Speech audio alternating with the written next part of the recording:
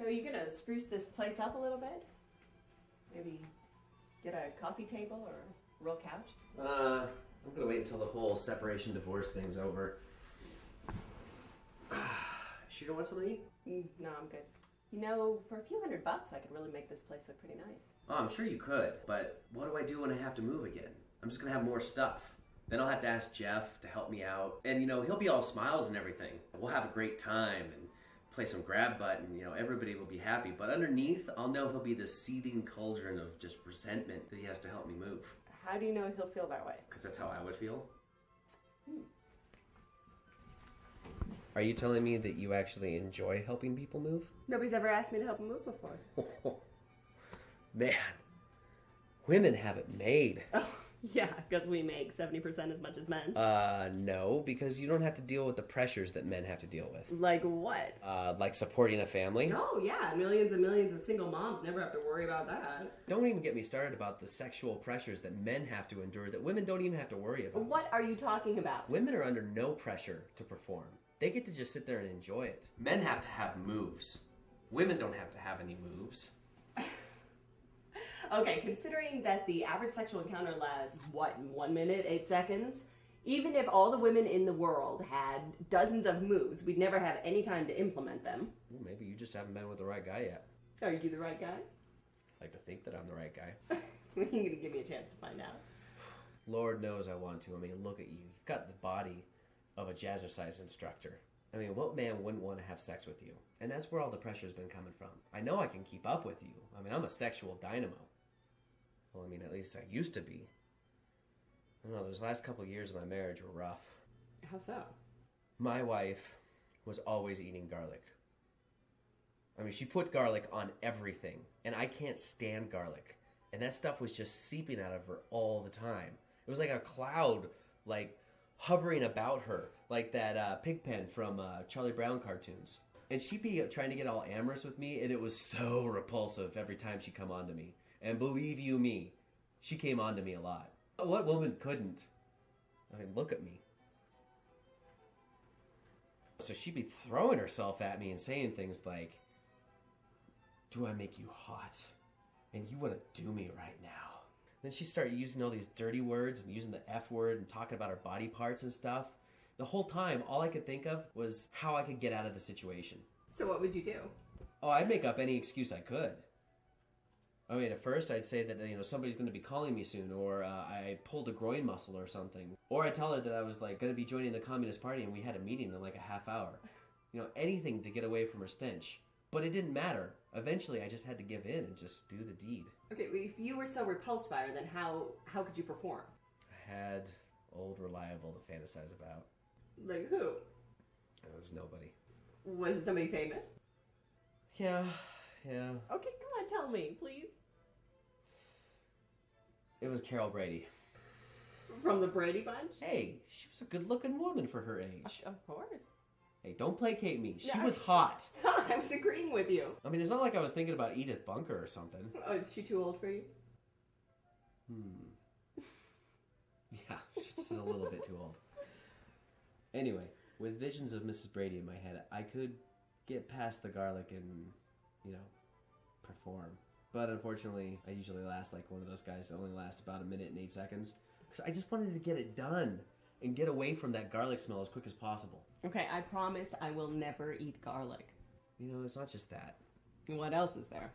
Well, I've noticed over the years that there's this certain look that comes over a woman's face the first time that she sees, you know, all of me.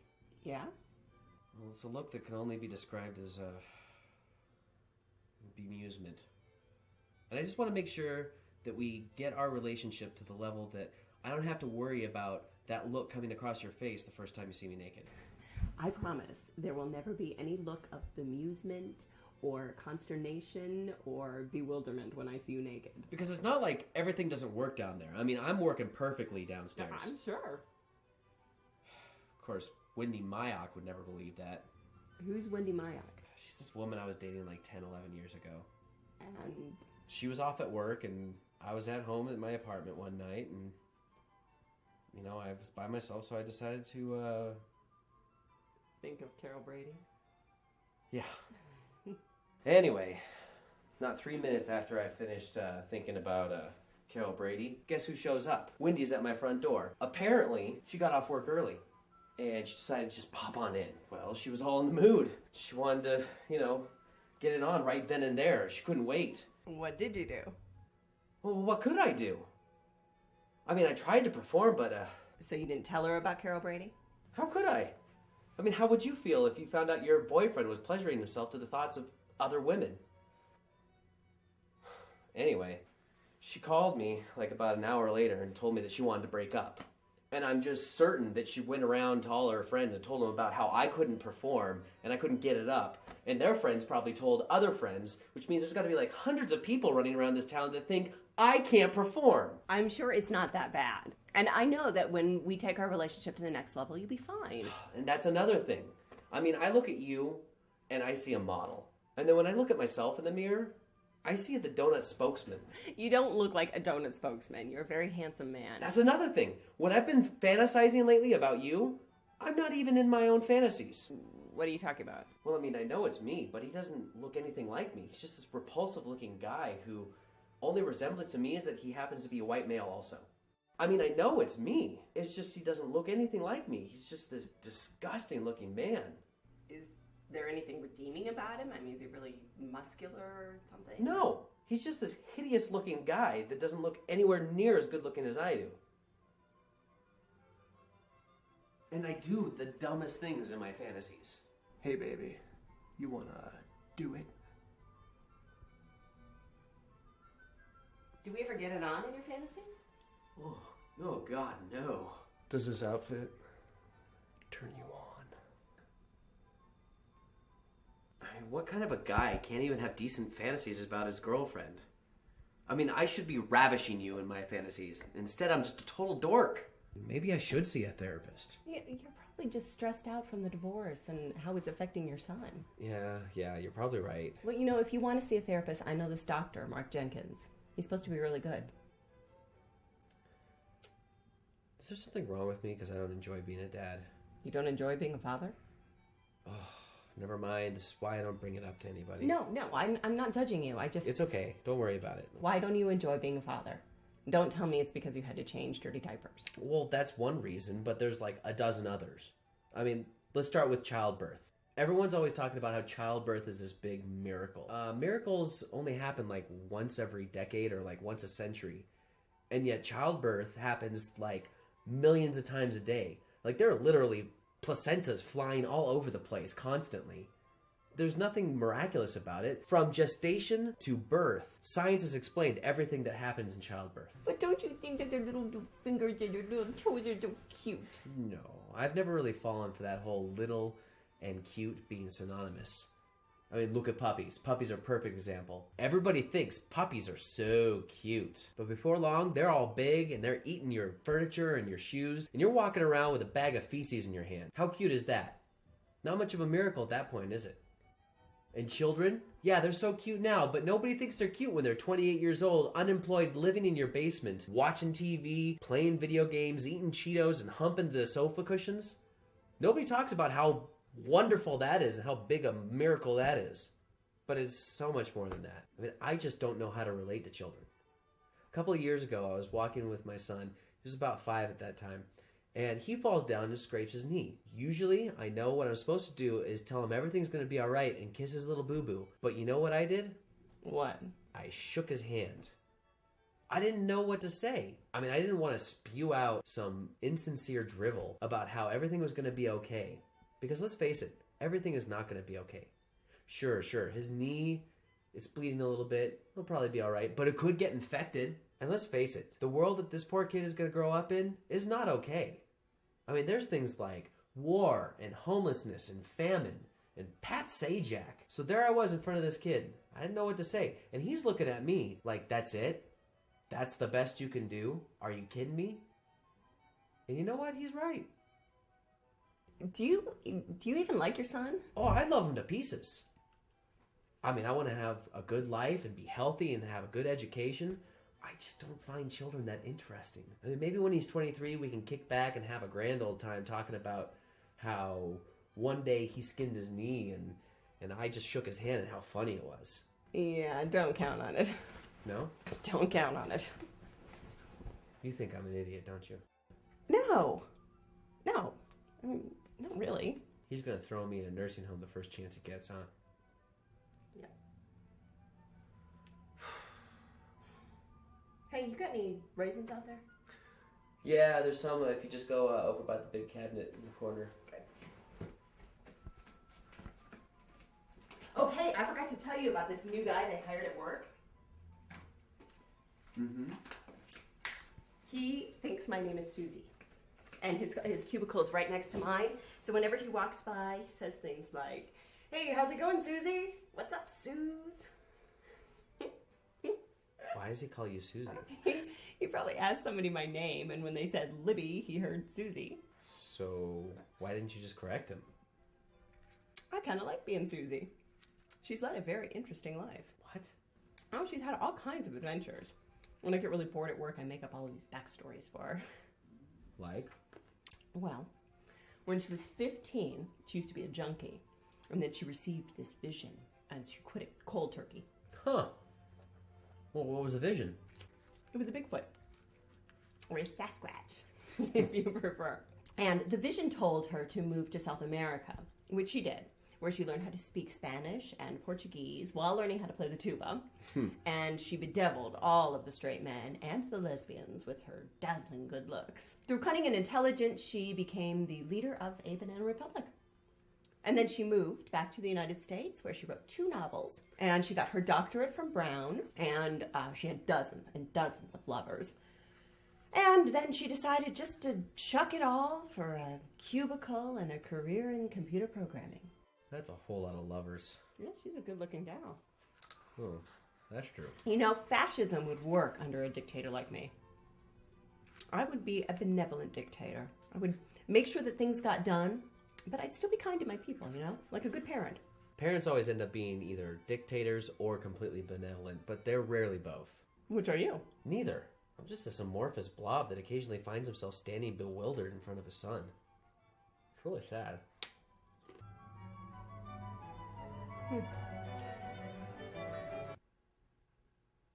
You know, I started 2 games in right field back in Little League. Really? Oh, yeah. What was that?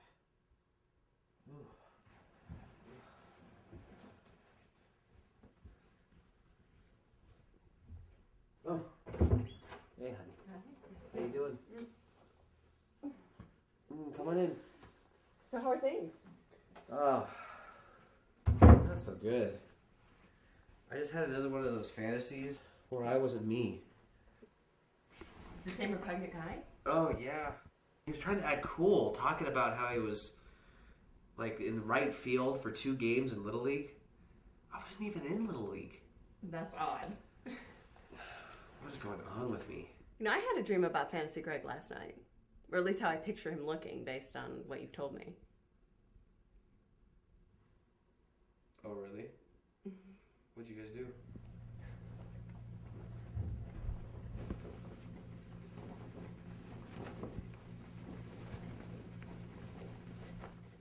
Oh, it was the most disconcerting thing ever. Was it a turn on?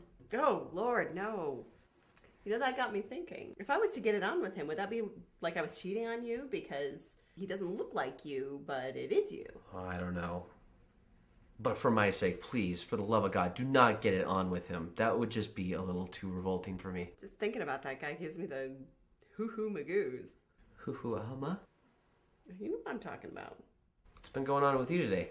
I'm kind of depressed. Oh, why? What's going on?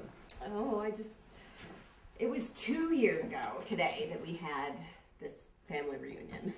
My grandpa had this, like, little tangle of blood vessels in his brain, and every few months or so, the blood flow in his brain would get stopped up. He'd black out for like 5 or 10 minutes. So we'd all just sat down to dinner, and after a few minutes, my grandpa passed out, and his head started falling over into my grandma's shoulder. So I was sitting on the other side of my grandpa, and I reached over and helped her get his head off her shoulder, and we propped his head back. Well, a few minutes later, his head started falling over into my shoulder, and I just told my grandma, it's okay, just leave him there. Well, we all start eating and chatting and, carrying on.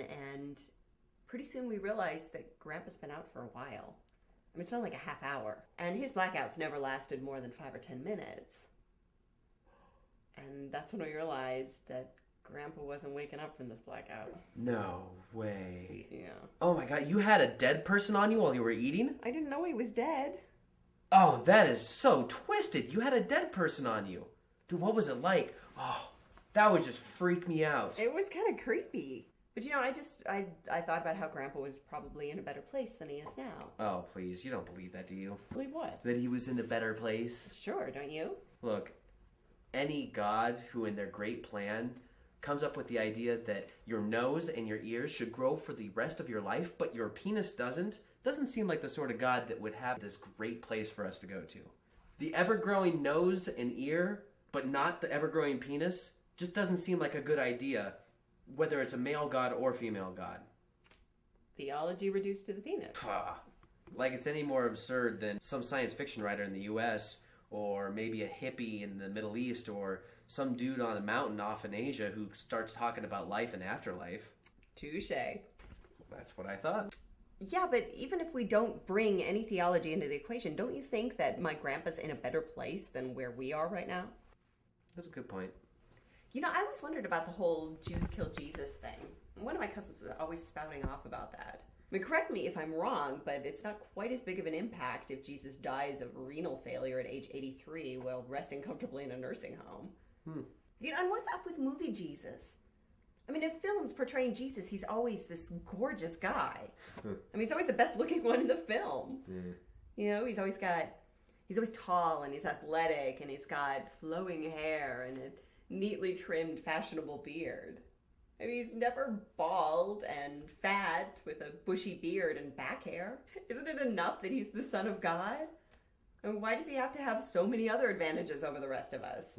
And what's up with the incest in Genesis? The Bible wasn't codified for the first few hundred years after Jesus died, so there were all these different, various versions of the Bible floating around. And one of the most popular books was the Book of Jubilee. Eventually, all the church leaders decided to get together and vote on which books were going to be included in the actual Bible. And they had to leave out the Book of Jubilee because in the Book of Jubilee, Adam and Eve get married and have children, and then those children get married and have children, and that's how they populate the earth. Well, that kind of says that incest is okay. So they took out the Book of Jubilee and left in Genesis. Well, in Genesis, Adam and Eve get married, and they have 3 children, Cain, Abel, and Seth, 3 men. Now, they're the only people on the planet, and somehow they've got to populate the planet, so what does that leave us with? Ew. Yeah, I know.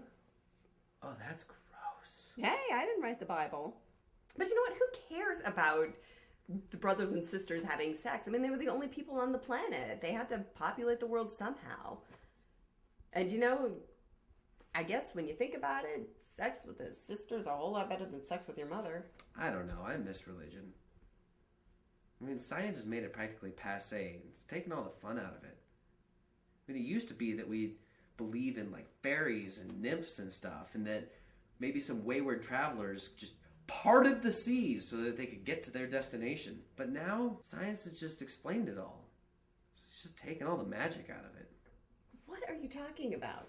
Science has opened up the world for us. I mean, you don't find it magical that some guy in New York City can talk to a tangle of wires and metal, and some guy in Des Moines, Iowa can hear him on a radio? I don't know. It just seems so much easier to believe that Jesus or Shiva or like Ahura Mazda just made it work. I mean, now with science, I have to understand how things work. Like, I have to conceptualize physics and biology and chemistry. It's just a lot of work. How is that too much work?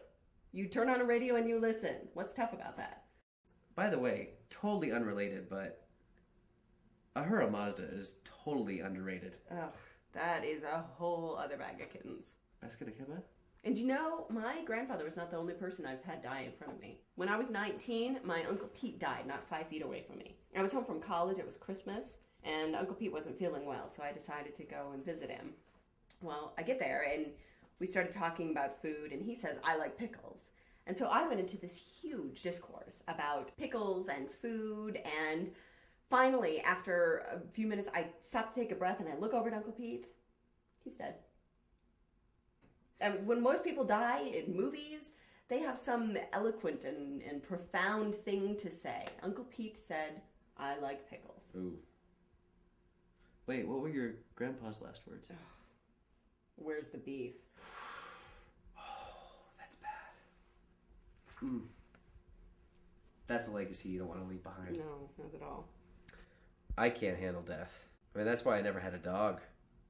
I was actually worried that I would outlive it and that I'd have to deal with death. I mean, my parents, for a while there, they were really pushing for me to get a dog. And so I started making up excuses. Like, for a while there, I was telling them that I was allergic to dogs. So every time we passed a dog, I had to start acting like I was going through like a coughing and sneezing fit. And then when they started catching on to that, I made up this whole story about how I went and did past life regressions and found out that I actually, in a past life, was killed by a dog. And when they said they'll just get me a small dog so I don't have to worry about being killed, that's when I made up that in my past life I was mauled by a Dachshund. God, you should have seen the disappointment in their eyes. Because they realized they were never getting a dog? Oh, no. No, because they finally realized how big a wuss their son was. I mean, I was 10 years old, and I was making up stories about past life regression just so I didn't have to deal with the pressure of having to deal with a dog who dies before me. Oh, God, and my son, recently, ever since he turned 3, he's been begging me for a puppy. With every excuse I've used, he must think I'm a bigger wuss than my parents thought I was. How's your son been handling the separation and the divorce? How should I know? I will tell you this, though. I'm really hating how every time I meet with my wife or the lawyer, I have to act interested in getting visitation rights or custody. I mean, don't get me wrong. It's not like I hate the guy or anything, but it's just... Hey, you want crackers or something? Or you want me to make you something? I can make a sandwich or maybe some salads or something? Oh, you know what? Speaking of salad, I think somebody at work has been messing with me. What do you mean? I mean, first I couldn't find my highlighter, and then my stapler was gone. And then yesterday, I went to go get my salad out of the refrigerator, and somebody had eaten all of the cherry tomatoes off the top. Are you kidding me? No. But that's not all. Except they hadn't eaten them because when I went to throw my napkin in the garbage, there were all my cherry tomatoes. Somebody had thrown them away. We live in a society where for society to work, we have to respect each other's things. I mean, a highlighter is one thing. You can live without a highlighter, but to throw away food? I mean, what is up with that? That is unconscionable. I tell you, society just keeps getting worse. It's like we're de-evolving. De-evolving? Is it de-evolution that 150 years ago we had slaves? Is that de-evolution? What about 100 years ago, women weren't able to vote, and children had to work in the mines and the factories for like 60 hours? Is it de-evolution that women now vote, and that children get to go to school? 50 years ago. Oh, yeah. I mean, do you call that de-evolution? You got a point there. Hey, what do you say the two of us start making out right about now? Oh, Lord, no. Whoa. Talk about food. It's got me hungry. Do you got crackers? I don't turn you on at all, do I? Yes, you turn me on. Yes. And you are a hottie. I mean, you're the kind of guy that women dream about. I mean, you're smart and funny and attractive and intelligent and you're a total package. Seriously? Yeah. Thanks. It's all true. You know, I often wonder if that's why most of my ex-girlfriends don't ever contact me. What? Well, I figured they're all married at this point. I mean, they're all gorgeous. And that they never contact me or email me or anything, so I just figured that it must be because they're afraid they'll fall back in love with me, and it would just tear their marriage apart. What do you say about us maybe consummating our relationship, taking it to the next level? Yeah, I'm ready for that. Oh yeah? Yeah. You gotta be serious. Because if you get close to this fire, you may get a little burned. No, I think I'm ready. Oh yeah? Well, you better be sure. Because once that train comes into the station, it's all on board. What? You know what I mean.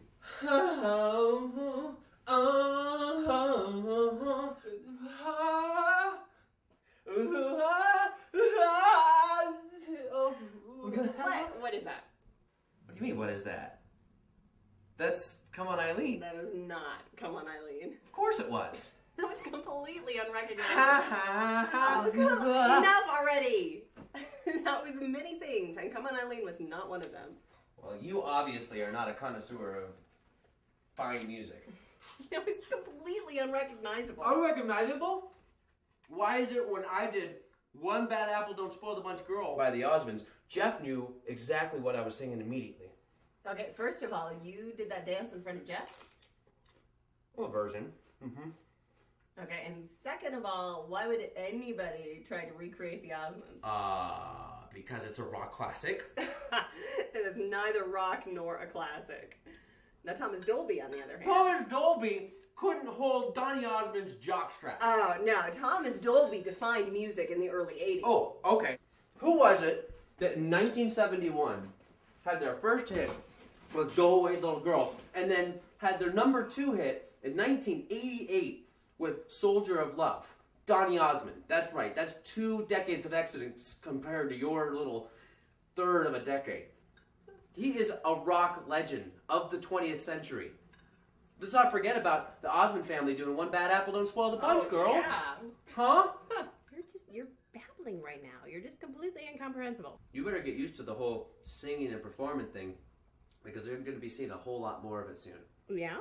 Why so? A friend of mine is starting a jazz band, and I begged him to let me try out to sing. So I'm going to be practicing a lot more.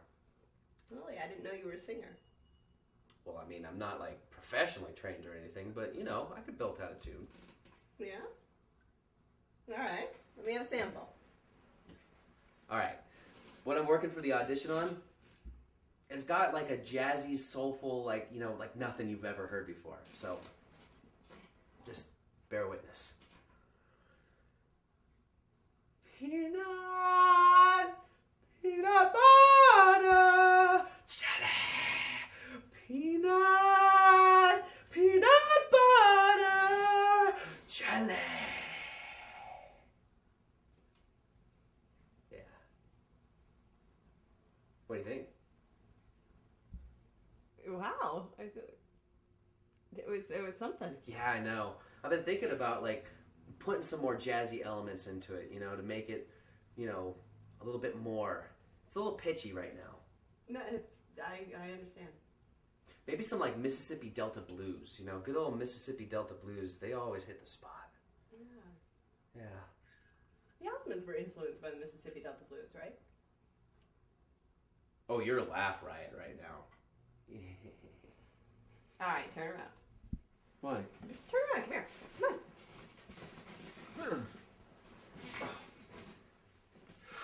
on. Ooh. So, how are the divorce proceedings going? Meh. I don't know. Seems like it just all takes forever. Well, how was your weekend with your son? Yeah. I'm pretty sure he thinks I'm a complete loser. I'm sure he doesn't think you're a loser. Well, he at least thinks I'm boring. You know, I wouldn't even argue with that. I mean, look at the things that excite me. Naps. Taking my socks and shoes off after a hard day of work. Putting on warm socks in the winter. A cup of hot coffee or chocolate. Ow.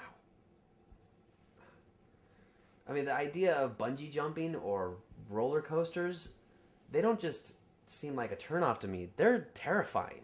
Well, everybody has different tastes. I guess.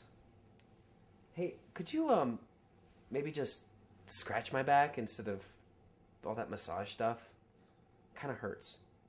Sorry. Thanks. Oh, that's better. I think my wife was flirting with me when I dropped him off last Sunday night. Really? Yeah. I was looking pretty good. I mean, I can't blame her. I mean, I was looking pretty slick, pretty hip. I was wearing that button-down red shirt with the white stripe. You know, I was looking good. And I didn't smell the garlic that I usually smell on her. How close did you get to her? Well, not very, but God, I used to be able to smell that stuff from like 10 or 15 feet away. You don't suppose she started using all that garlic powder all the time just to drive me away? I mean, she never used it until the last couple years of the marriage. Come to think of it now that we split up, I can't think of a single time that I've smelt that garlic scent on her. Not one time. She purposely sabotaged our marriage. Are you sure? Oh, it's all so clear now. Oh, that wench! So does this mean we're going to have angry sex? Maybe. Hey, baby, you want some of this? Oh, for crying out loud. Did you just have another bad fantasy experience? Yes. God, what is wrong with me? Oh, why am I so repulsively ugly in my own fantasies? Ugh. Ugh. Oh, this time I was pretending I was Elvis. Young Elvis or old Elvis? No. Fat Elvis. You know, when he was taking so many pills he couldn't go number 2. Oh, he'd be in the bathroom for hours trying to push something out. He died in the bathroom, you know. Could you just imagine all that impacted fecal... Well, hey, what are you doing here? I mean, here I am. I'm trying to be romantic. I'm trying to get you in the mood, and you talk about that. I'm sorry. That isn't a good topic for conversation. Even if it is really fascinating. You know, it's not the first time I made that mistake. One time, I went to this lavish dinner that I was invited by my father's business partner. It was an opulent affair. It was one of those dinners that dreams are made of. It's fascinating. All the flatware was perfect and exquisite, and the food was amazing. It was quite a sight to behold. I remember this little girl was there. She was straight out of like an 18th century novel. She was so confused by all the forks and spoons. I was so fascinated watching her try to cope with all this flatware. I remember she had this barrette in her hair. It was so fascinating to watch her try to fix this barrette and still eat at the same time. Her awareness would go back and forth, first to the food, then try to fix her barrette, then the food again, fiddling back to the barrette, and it just was so fascinating watching her awareness dip back and forth so easily. Finally, she got it situated the way she wanted, and what a barrette it was. It was amazing the way it glittered, like real gems. Not that it was real gems, of course, because why would her parents lavish such expensive jewelry on such a young child? But they had the look of being very expensive. They twinkled like stars in the sky or an ocean liner out at the horizon, obviously so distant that you couldn't hear the sound of the ocean liner. Because if you could, one would hear the massive engines churning, thus shattering any pretense that the cabin lights could be shimmering stars on the horizon. For in space, there is no sound. There's no nothing. No atoms, no molecules, nothing to smash into something else, which then hits our eardrums and our brains interpret as color and sound. Have you ever thought how incredible it is that our brains can interpret sound and color and take that interpretation and somehow understand the universe that we live in? And the universe that's inside of our heads, which in my opinion is just as lavish and interesting and intriguing as the one that resides outside of our skulls. And you realize that monkeys and humans share 99% of the same DNA? That begs the question that maybe chimpanzees, on some level, can contemplate about the infinite. Now, I'm not suggesting that they contemplate it on the same level that humans do, obviously, monkeys, but maybe like on the level of a 3-year-old. Not that a 3-year-old contemplates the infinite that often. I'm sure a 3-year-old is probably more concerned about where they're going to get their next meal or where their favorite stuffed animal is. But still. But now, if you looked at an 8-year-old, for example, that's someone that can think of the infinite. She can see the infinite in flatware. She can see the infinite in her stuffed animal that she hangs on to till she's 29 years old. Keeps hidden away and hides under the bed when boys come over because she doesn't want to show that she's that vulnerable. Only someone that really understood the infinite would know to hide their vulnerability. Because vulnerability is a scary thing, and it's something that you don't have. A grasshopper do. No. Grasshoppers have no vulnerability.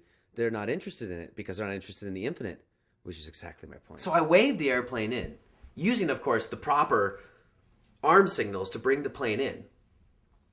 And I couldn't help but think that me, this young man, just a college student who's trying to make ends meet, for just a second was in complete control of the destinies of 200 people aboard that plane. That just fascinated me.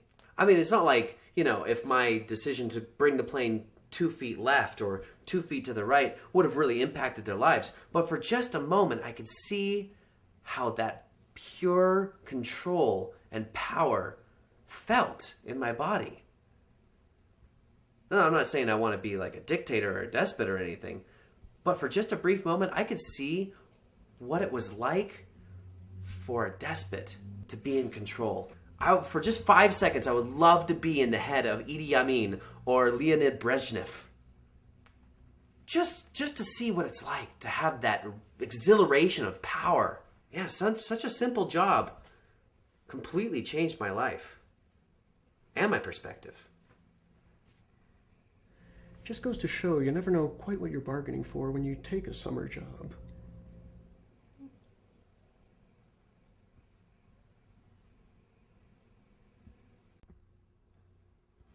It was amazing how this squirrel, just going through his daily life, was so effortless. And how it related back to me, how effortless my life was. And how I'm connected and how I'm part of nature. That day, it changed me. Yeah. So we can have sex or not? Well, yeah, absolutely, sure.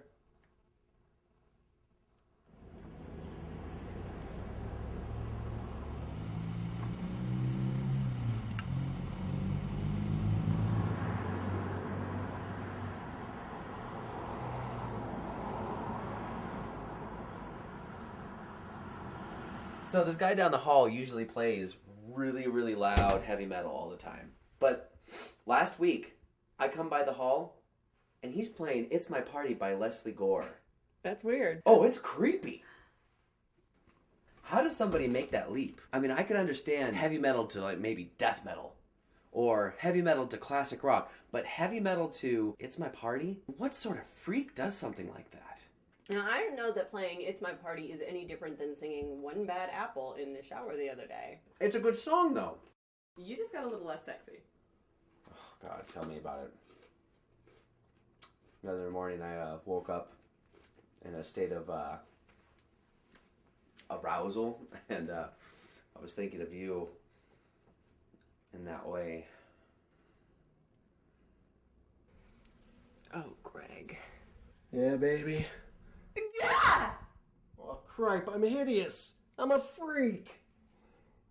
You really need to see a therapist. You think I don't know this?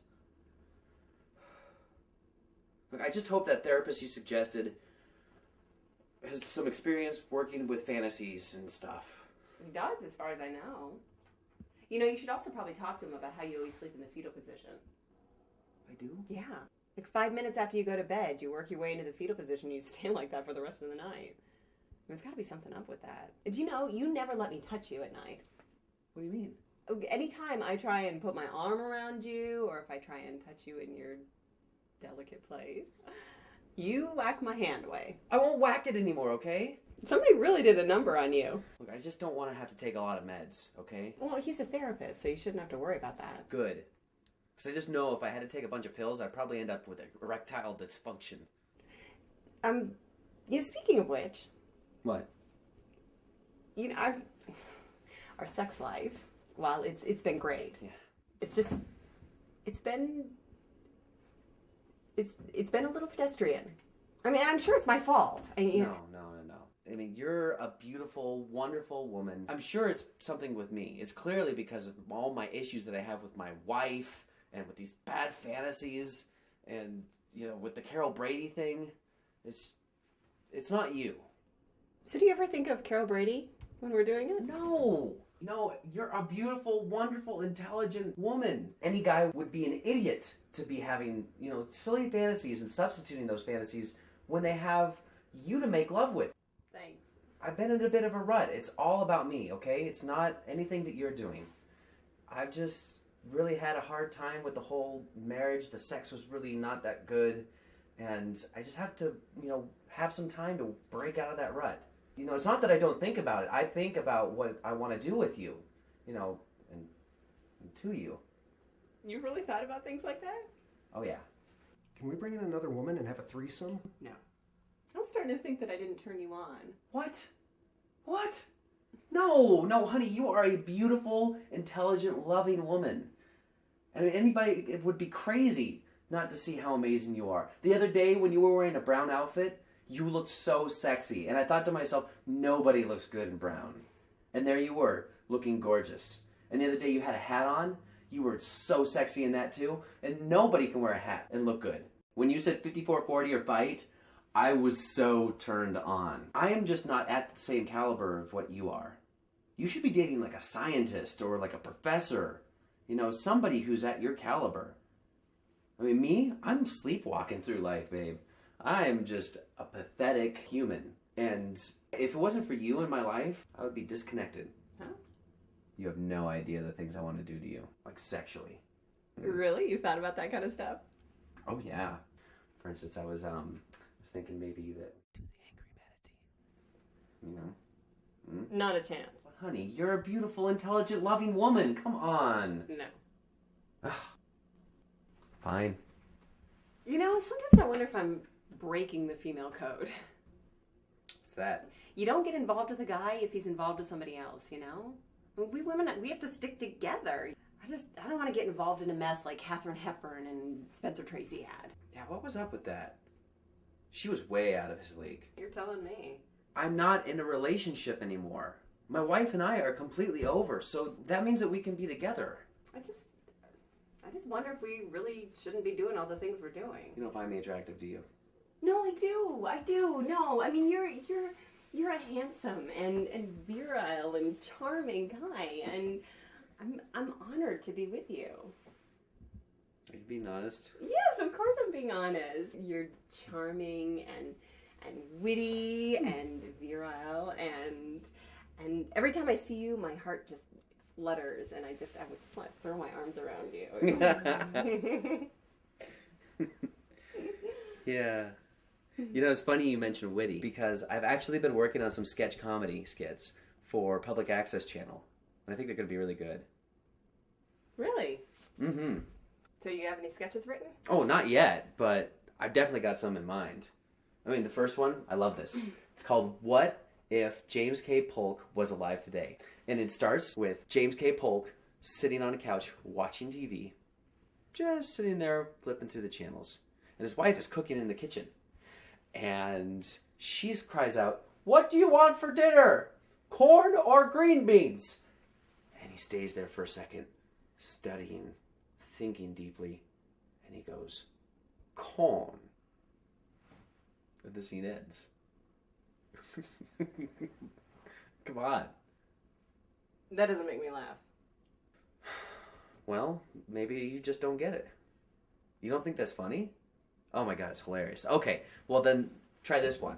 Starts with Opening scene. This guy is tearing down an alley, and there's a cop charging after him. He's got his gun brandished, and he's running. They go left over this side, right over this way, and they're running all over the place. The camera's furiously trying to keep up with them. And then all of a sudden, the cop stops, and he looks up at the building.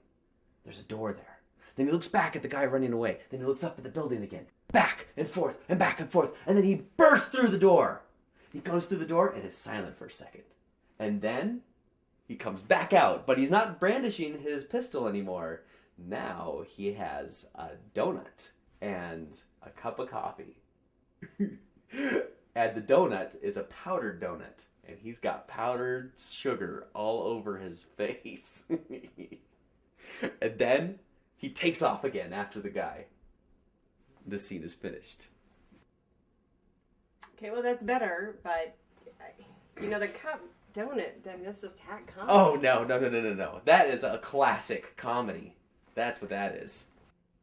Okay, are you going to be directing this in addition to writing it? And Oh, I'm going to direct, I'm going to produce, I'm going to star in it, I'm going to write. I'm doing it all.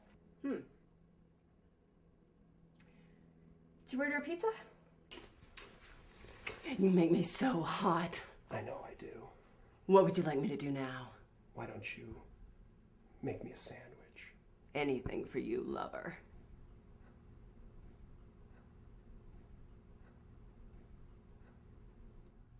Oh.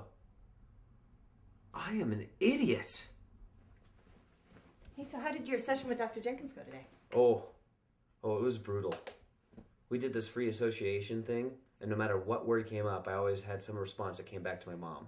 I mean, even when I'd quickly try to think of a response to whatever his word would be, like I'd have apricots or orangutan, I'd still end up saying something that would go back to my mom. Mother issues, huh? Oh, don't say it like that. Makes you sound like a weenie mama's boy. And chicks are not turned on by weenie mama boys. Are they? No, they're not. Oh, they're not? So, you're a mama's boy, huh? I guess. I mean, I owe everything to that woman. Hey, she's the only person that always had faith in me. When my dad didn't even attempt to hide his disappointment in me when I chose the Ken doll instead of the G.I. Joe, she said it was a bold choice that I made. And when I got stood up on prom night, she was there for me. She stayed up and watched Terms of Endearment with me. I mean, it's not like she makes all my decisions for me. I mean, heck, she thinks the world of my wife. She thinks I should get back together with her, but that you don't see that getting in the way of me filing my divorce papers. And I'm completely Pavlovian. Take, for instance, every time that I go to the bathroom, after I get done, I have to blow my nose. It doesn't even matter if I've made a mental note as I'm walking towards the bathroom that I don't have to blow my nose. Or even if I blow my nose just before I go to take a whiz. The moment that I flush that toilet, boom, snot just flows. And when I eat anymore, it doesn't matter how many times I wipe around my mouth with a napkin. At some point, I have to get to the sink so I can wet my fingers and I can wipe around my mouth with my wet fingers. What is that? What is that? What did Dr. Jenkins say about all that? Oh, I didn't tell him about this stuff. No. He seemed kind of sinister or something. Like he was reveling in my misery, but at the same time, he was totally annoyed with me and looked as though he really didn't want to be there. He had something more important to be doing. It made me kind of feel like a loser. And at one point in the session, he started telling me about his sister and how much of a loser she was. But she didn't realize that she was a loser. And the last time that he saw her, she said that he always thought that she was never going to make anything out of herself. In fact, she said, "You didn't think I'd make this much out of my life, did you? You never thought I'd accomplish so much." And his response back, "Nope. I certainly didn't expect you to be fat, ugly, unemployed, uneducated, with 3 illegitimate children running around you." Am I going to end up one of those old men that eat nothing but graham crackers and chocolate pudding for the last 8 years of their life? And their only source of information comes from the Reader Digest? What makes you say that? I mean, look at me. I'm a mutant. If I'm this messed up at this point, can you imagine how many issues I'm going to have when I'm 75 or 80 years old? You are not a mutant. You have issues. We all have issues, you know? We work through them, we deal with them, and we become a stronger person because of them. When you're 80, you will be at the peak of your spiritual and your emotional development. You'll be able to see yourself in the world around you with a wisdom that you can't possibly have right now. You know, I've read War and Peace twice. Oh, Greg. I mean, you have another 40 or 50 years of flowering and growth ahead of you. I mean, years to embrace and cherish. You know, I bet when you're 80, you're going to be even happier than you are now. I mean, you'll be eating pizza and cereal and cabbage all the time. Cabbage? I should be aspiring to cabbage? Why? Cabbage is good. Well, I hope you're right about me being happier. Don't worry, I am. Oh, hey, did I tell you what Jeff's been up to? He's been volunteering at the Planned Parenthood clinic. And he says there's all sorts of women that, as he says it, put out around there. That's disgusting. Really? I thought it was kind of ingenious. Taking advantage of women who are emotionally fragile is not ingenious. Look, all I'm saying is he's had dates with 3 different women just this week alone. Really? 3? Yeah. He's not even that good looking. I know, tell me about it. Oh, so you've been checking him out? Look, I mean, I've spent so much time with the guy, I would figure that, you know, at some point I'd have to come to the conclusion of whether he's a good-looking man or not. So what other guys have you been checking out? I do not check out guys. Well, you know, you do like women with petite breasts. I mean, that might be the manifestation of some, you know, latent homosexual desires. No, it's a personal preference. Besides, if I end up spending the rest of my life with a woman with petite breasts, I don't have to worry about them getting old and falling down by her kneecaps at some point. Okay, so what other guys do you think are good looking? I don't know. Whatever, come on. Steve Martin. Steve Martin is a handsome man. Okay, I guess that settles the question of whether you're gay or not. He's in good shape. He's funny, and he's an articulate and an intelligent man. What's not to like? So you're saying to me that he's not good looking? Oh, I never said that. Oh, you wouldn't know a handsome man if you saw one. All right, who would you say is a handsome man? Oh, I should not answer that. No, go on, go on. Okay, Matthew McConaughey. Oh, all fluff, no substance. You asked, I answered. I mean, it's not like I'm asking you to, you know, take somebody who's all substance like Gandhi and say he's attractive. But for God's sakes, you got to have somebody who's not just all rippling pecs and nice tight little butt. Oh, okay, so you admit that he's got a nice butt and nice pecs. Well, yeah. Okay, so you find him good looking. If I was gay, I could do a lot worse than Matthew McConaughey, I'm sure. But the thing is, I'm not looking for a one-night stand. I'm looking for boyfriend material. And Matthew McConaughey would not make good boyfriend material, but Steve Martin would make great boyfriend material. Oh. Well, Steve would spend time with me at home. I mean, he'd make me laugh, and he'd, you know, stimulate me intellectually. But Matthew McConaughey, he'd always be out partying and chasing tail. Now, how can you build a real relationship with someone like that? Well, I guess we know why you have trouble with your fantasies. Why is it that they call the tiny candy bars fun-sized? If it's really going to be fun-sized, it should be like 2 feet long.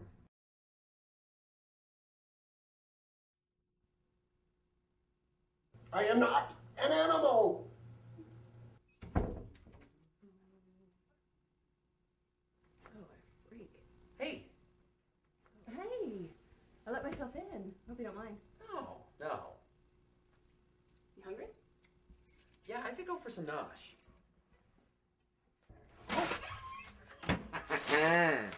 So how was your day today?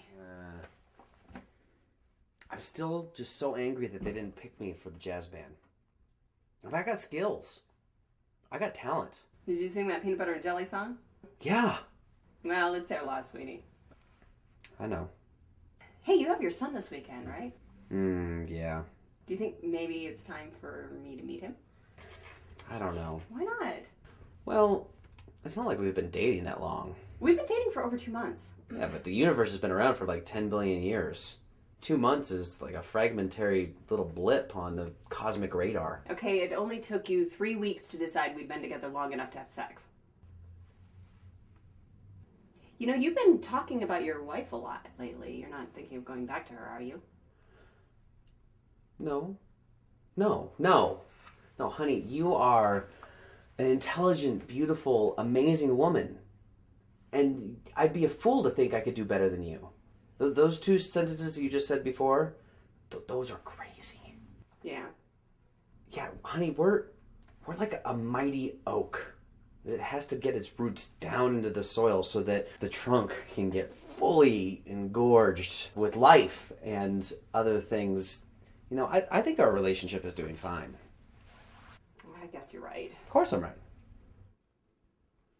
Hey, did anything happen at work with you or maybe Susie? Yeah, actually, Susie thwarted a terrorist plot to steal all the paper clips from the office and blow up the water cooler. Not so much with me. Do you ever wander around the office just sputtering out idle chatter? Like what? Did you ever go like from cubicle to cubicle and say things like, "How's it going, Ted?" Or, "Hey, Charlie, you working hard or hardly working?" Or do you like walk up to Susie and say, "Hey, Susie, how was your weekend?" Oh, I would do that all the time. It would be so awesome. Yeah, I've never done that. Really? Hey, you know what would be nice? You know, if we took a trip somewhere. Like where? Like if we went to, you know, the beach or the mountains or something. Ooh, I'm gonna have to put an ixnay on the mountains. What? What's wrong with the mountains? Last year my wife thought it'd be a good idea for us to go on this trust retreat up in the mountains. Ugh. What is that? Well, it was this trust retreat that my wife and I went to, a bunch of couples went to. And the 3 couples that were leading it, they'd like give us exercises to do, usually one-on-one with the other couples. Well, it all culminated to this big ceremony at the end. And of course, I'm picked to go first. What happened? They stripped me down to my underwear and they blindfolded me. And they told me that I had to trust my wife and the group implicitly and that they wouldn't hurt me at all. So I'm thinking, I'm going to play it cool, but on the inside, I am freaking out. So for like 10 minutes, they're wandering around the mountains, just dragging me along. I have no clue what's going on. And I still try to play it cool. It's a little cold out, doing my best. Then they put me on this board. And while I'm on the board, I feel it lifted and moved somewhere else. Still playing cool. Still not freaking out. Maybe just, shivering. Then I feel the board set down. Only it's set down a lot lower than it was initially. That's when I heard the shovels. Then I felt a lump of dirt hit my chest and I just freaked out. Just jumped up, screamed like a little girl, whipped off the blindfold. They had put me in like a shallow grave. It was like 18 inches deep. So I run away. And after I run until I just can't run anymore, I realized that I'm totally lost. And it took like hours before I found them. When I got back, none of them would look me in the eye. And my wife, she didn't talk to me for like the whole ride home. So ever since then, when I get around the mountains, I just get the crumb cakes. That sounds terrible. Did your wife ever forgive you for what you did? I'm the one that was in my underwear and blindfolded and buried. Why should I have to forgive anybody? It was a trust retreat. Not in my book. Okay, so mountains are out of the question. Is that going to be a permanent thing? I'll start looking into some beachside resorts. Thank you. You know I love you, Greg. Yeah. Really? You sure about that? Yes. That's not really the reaction I was expecting. Okay, listen. When I was 13 years old, I had this crush on this girl in my class. So I thought it would be a really nice thing to make her some jewelry, right? So I go around my house and I start finding little knickknacks and whatnot, and I put it on a long necklace. And I thought I did a really, really good job on this. So I take this necklace to school the next day, and I hand it to her and say, "Here, I just want you to have this." Do you know what she said to me? What? She said, "This obviously didn't come from a jewelry store." Can you believe that? I mean, at my age, I didn't have the money for anything at a jewelry store. Not only that, but I didn't even know where to find a jewelry store at that age. I mean, all I pretty much knew how to do was go to school, go to my pal's house, and go back home. That's it. And it's really confusing around my house, too. Like, the whole neighborhood there's not good lighting and the signs are hard to follow. It's very difficult. My Aunt Christine, she would even get lost all the time. She complained all the time about how difficult it was to find our place. My Aunt Christine was a lusty old broad. You would have loved her. She was fun. And now that I'm thinking about it, she probably wasn't that old. She's probably in her 30s. But at my age, everyone that was an adult just seemed like they were old. Like they were way, way too old to talk to. But not her. I remember this one time she brought over a board game. And the board game wasn't even all that exciting. But there was something about the way that the light was coming through the window. It cascaded in from the sunset, and it hit a mirror just right and bounced off of her face. And that was the first time that I really saw my Aunt Christine. It was something about that light that made me see her angelic qualities. And I saw more of her soul within. And I learned a lot more from her at that moment than I did in all the other times we played. And that board game was just in the way. There was something about that forever moment that she taught me that just felt so pure. This explanation is going on forever. You have to understand about my Aunt Christine. She was a really worldly broad. Even though she was an old lusty broad, she knew a lot of things. I mean, she went to India. She's the only person I know who knew anything about India. Except for Najee, because he's from there. But he doesn't really count because he's been there so long that, he doesn't see it with a fresh perspective like she did. And even though she only went for a few weeks, you can't discount the experience that somebody has from going to a new place for a couple of weeks. What does any of this have to do with what I said a few minutes ago? Has to do with how cool I am. You do think I'm cool, right? You don't love me, do you? Now wait, before we go any further, let's keep in mind that everybody that dies on their deathbed, they never ever say, well, I wish I would have been meaner to that person if I had the chance. No, they always say, I wish I could have been nicer to that person if I had another opportunity, right? So think of this. Last week, when we went and watched a movie, and you got that little tiny ice cream cone afterwards, and I got that wonderful banana split sundae. And you finished off your little cone, and you still needed more ice cream, right? Remember? And I had that perfect, beautiful banana split sundae, and I shared it with you. I shared that perfection. Remember how the hot fudge was just poured ever so particularly, and it was just sensational. I did that for you. You know why? Because I love you. That's love right there, right? That's not love. That's common courtesy. Common courtesy can be part of love. Okay, I'm not saying that love can't enter into the equation, but the mere act of just sharing does not preclude love is involved. I would disagree. I would say that to share something connotes a level of love is involved. Well, there are various types of love, and there are various different degrees of love. It's still, in some way, an aspect of love. I think you're confusing love with compassion or empathy, and both of which are very good attributes, but they're inherently different than love. I mean, really, it goes back to what Linus Van Pelt said when he said, I love humankind, it's people I can't stand. Yeah. I mean, for instance, you could be sharing like a piece of pie because you love humankind, sharing this piece of pie with somebody through your love of humankind, but actually detest the person that you're sharing the piece of pie with. Well, that's a valid point. But I think we're getting too into the semantics, and we're not getting more to the actuality of what is love. I agree. I mean, so much of this comes down to how we all individually define the word, like love and empathy and compassion and, hey. I'm just saying. Do you love me? Yep, I'm pretty sure I do. Oh, that's a ringing endorsement. Let me put it this way. I don't think we're wasting our time here. With this conversation or with our relationship? Both. You're a sweet talker. And you know what? Nothing says I love you like a good, vigorous sex session. What do you think? All right, but I'm not using the German accent this time. I can deal with that. Come on.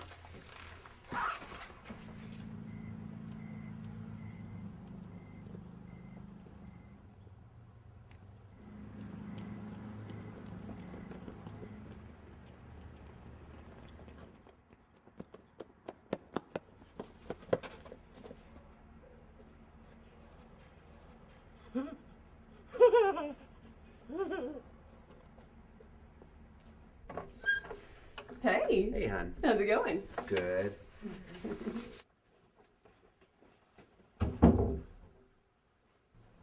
Am I turning you on? The question is, am I turning you on?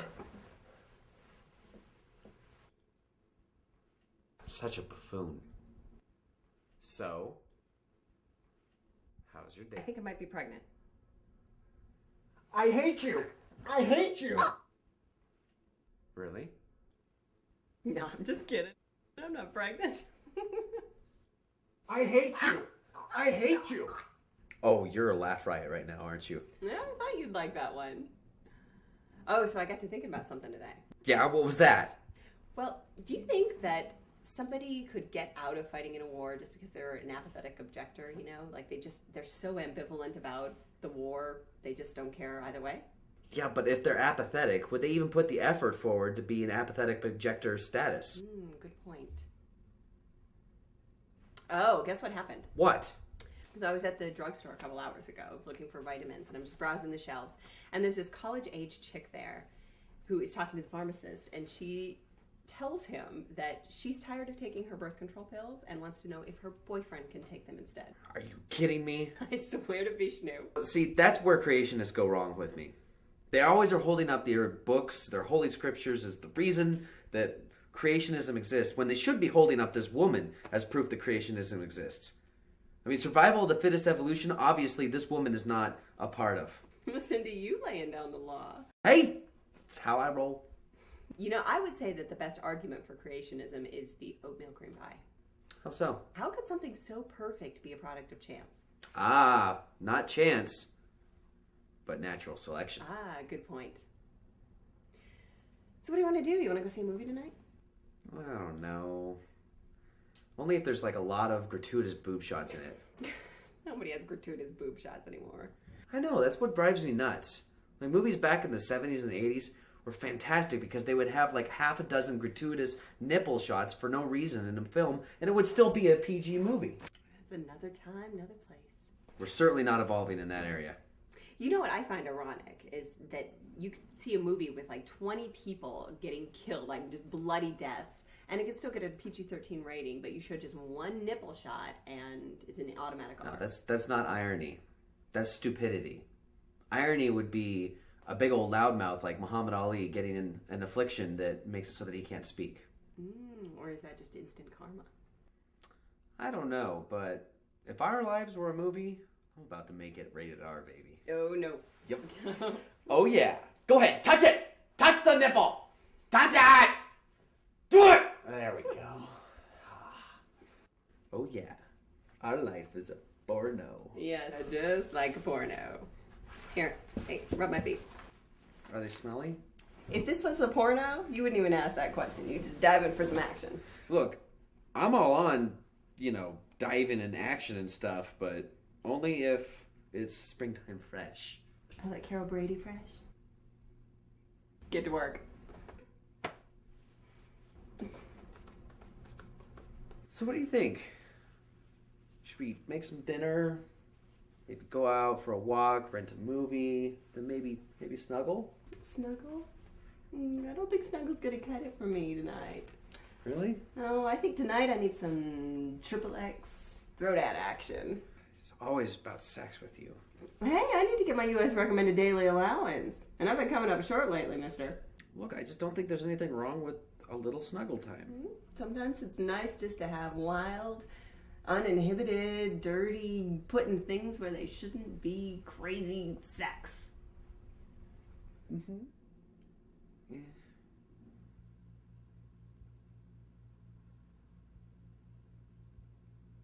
You want a taste of some of this, sweet lovin'?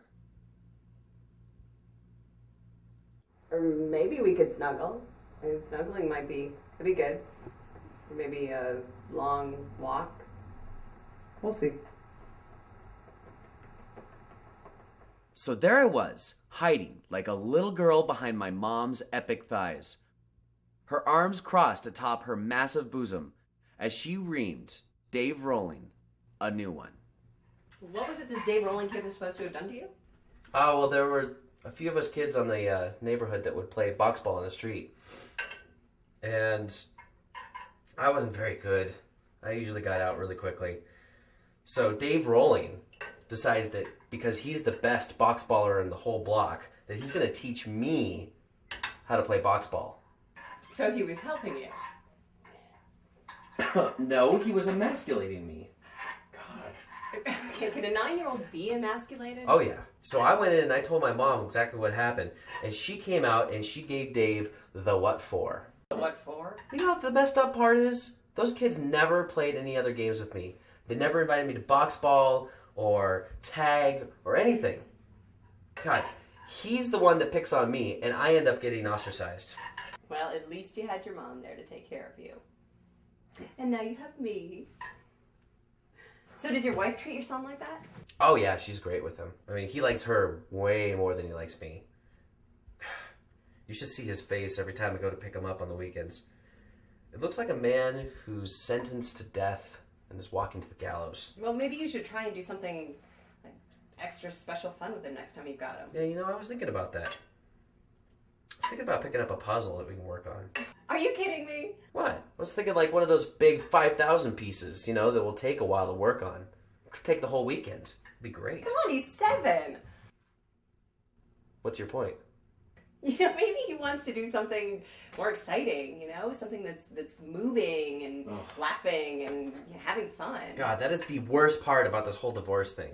I feel like every time I pick him up, I'm supposed to have some sort of vaudevillian act ready for him. Like I'm supposed to pull a rabbit out of a hat, or like find a big fat man that's gonna sit on a teeny tiny little tricycle. Or I'm supposed to learn an entire risque song and dance and do it for him and hope that he doesn't understand what it's about, but still finds it funny.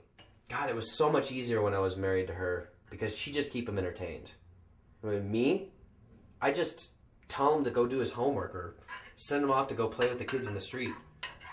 Or, even better, I tell them I'll just go up into his room and go hang out there for hours on end, not bother me. Here, he's got no friends, so I'm stuck with him. And he's stuck with me. Maybe I should get him an instrument. Those take hours on end to practice on. Have to be a quiet instrument, though. Is a violin quiet? Yeah, I think it's going to get a little expensive with the instrument, you know, and lessons. Oh, and no, everything. that's okay. There are more important things than money. So I've heard.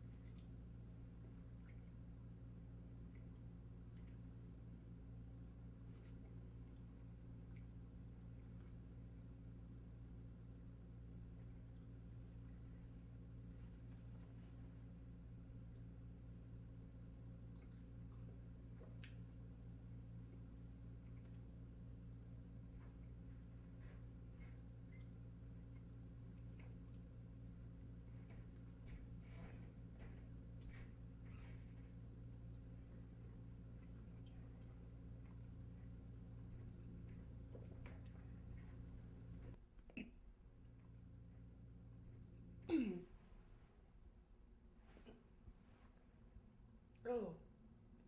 What was that? You alright? Yeah, I was just having a really weird dream. You were making all sorts of weird sounds. Like you were gonna throw up or something. I seriously almost woke you up. Oh, God, I wish you had.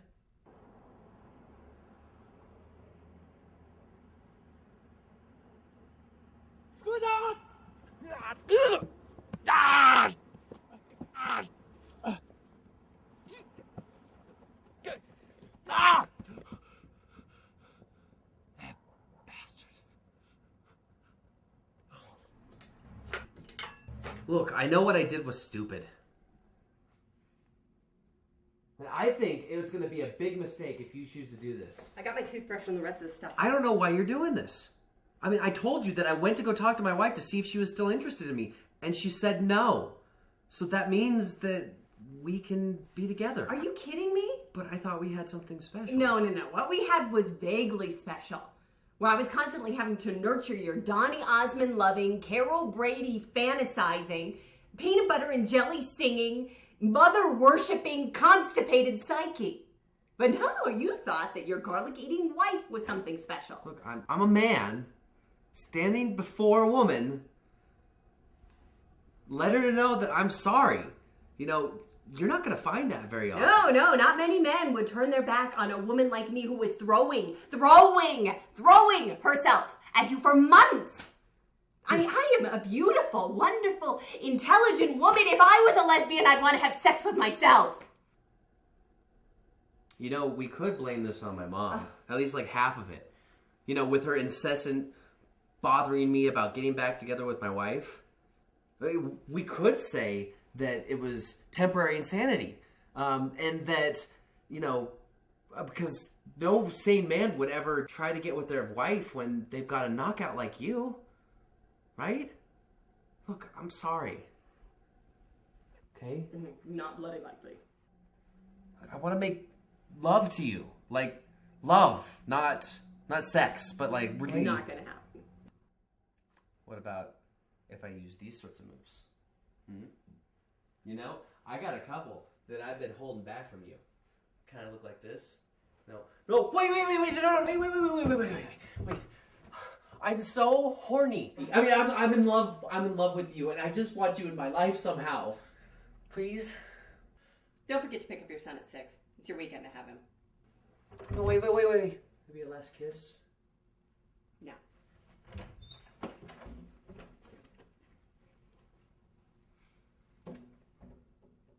You sure? Because you could be missing out on something.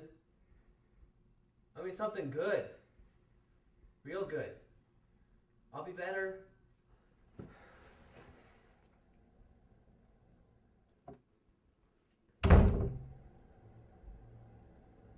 I can't believe how good sex is with you. I love you, and I want to have more sex with you. I know you do. And you can. Oh, Greg.